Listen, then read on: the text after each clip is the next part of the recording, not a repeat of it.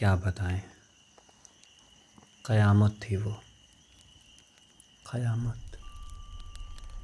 बड़ी बिंदी लगाने का बहुत शौक़ था उसे, कभी पर्पल कलर तो कभी ऑलिव। उसके माथे पर हर रंग खूबसूरत लगता था, जैसे कभी उगता हुआ सूरज तो कभी ढलता हुआ।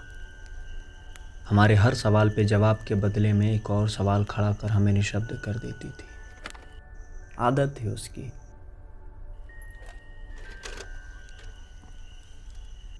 देविका नाम था उसका। जब पहली बार देखे तो देखते ही इश्क हो गया था उनसे। उसने अखबार में हमारा कोई इंटरव्यू पढ़ा था। हमें पेंटिंग का बहुत शौक़ था और उसे पियानो बजाने का।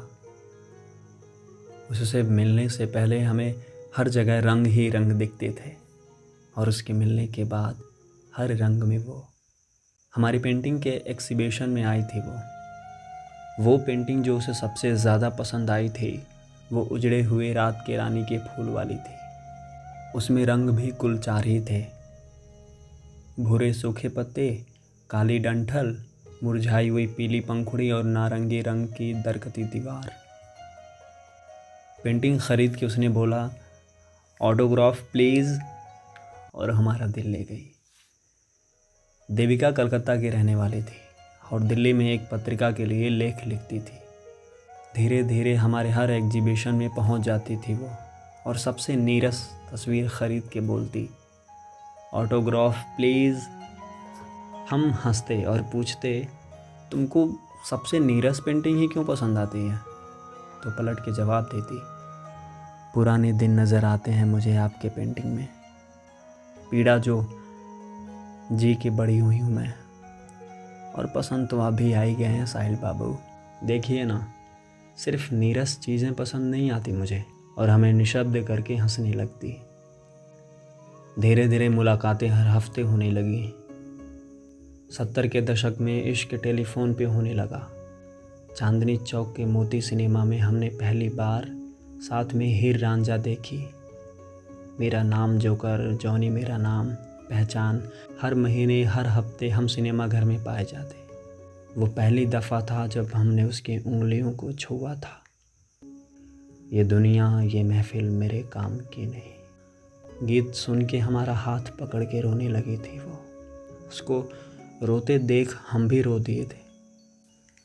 पुरानी दिल्ली हमारे इश्क की गवाही बनती गई। चांदनी चौक की गलियां, पुराना किला, हुमायूं का मकबरा, गालिब की हवेली, लाल किला, कुतुब मीनार, रेलवे स्टेशन, दिल्ली का चप्पा चप्पा उसकी पत्रिका में होता और हमारी पेंटिंग में। उसको भी हमसे कब मोहब्बत हो गई पता नहीं चला उसको। एक रोज़ दोपहर में उसका फ़ोन आया। हमने हेलो ही बोला था कि वो फूट फूट के रोने लगी। हमें कुछ समझ न आया। हमने बात करने की बहुत कोशिश की, पर उसने एक शब्द न बोला। हमने कहा, हम तुरंत तुम्हारे दफ्तर पहुंच रहे हैं। जवाब आया, अभी नहीं, शाम को 6 बजे इंडियन कॉफ़ी हाउस में मिलेंगे।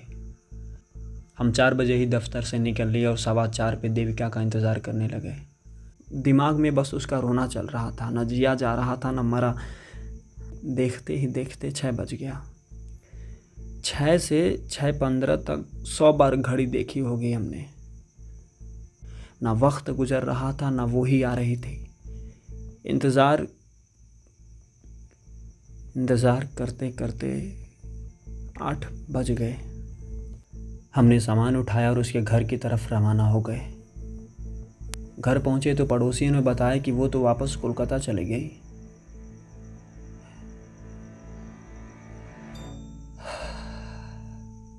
दिल ऐसा बैठ गया जैसे पेड़ से कोई फलों से भरी डाल टूट गई हो।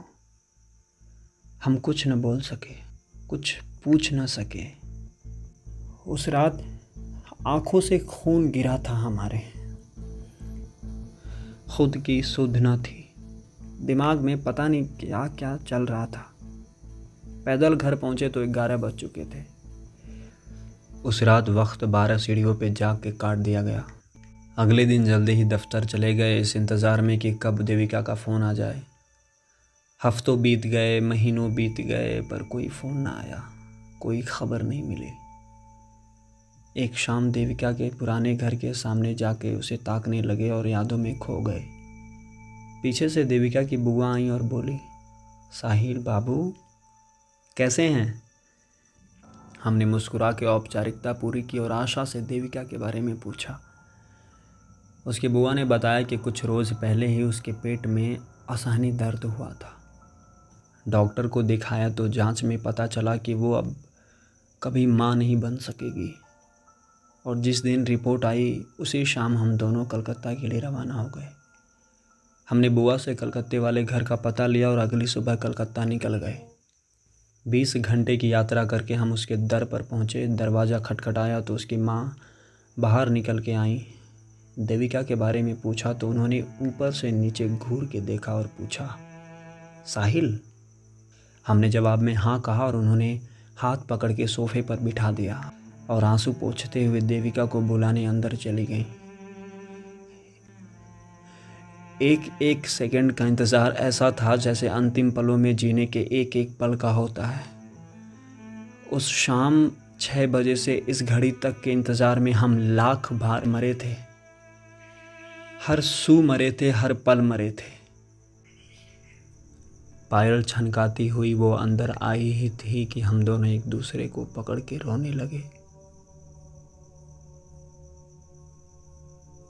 उसने मुझसे कहा कि हमारे सारे सपने टूट चुके हैं साहिल। मैं आपकी ज़िंदगी बर्बाद नहीं करना चाहती। मैंने पकड़कर मजबूत करके जवाब दिया, सपने तुमसे थे और जब तुमसे मोहब्बत हुई तो उस मोहब्बत में बस तुम थी, भविष्य में भी और वर्तमान में भी।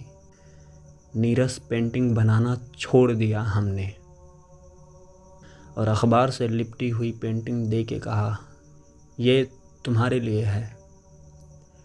देविका ने पेंटिंग से आवरण हटाया, एक टक मुझे देखा और आंसू रुके नहीं। उसने मुस्कुराते हुए मुझसे कहा,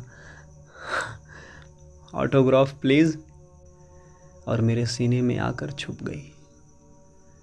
हमने कहा, ये पेंटिंग नहीं, हमारी दुनिया है, इस पे तुम्हारा भी ऑटोग्राफ चाहिए। और देविका ने मुस्कुराते हुए मेरे दस्तखत के बगल में अपने दस्तखत कर दिए। बाद हमने दिल्ली में एक अनाथालय खोला। हमारी खुशियाँ अब हर रोज़ बढ़ रही थीं। हम बहुत खुश थे। देविका बच्चों को पढ़ाती और कहानियाँ लिखती। 70 साल की उम्र में दिल का दौरा पड़ने से हमें इन बच्चों के साथ छोड़ गई, इस दुनिया से रुखसत हो गई।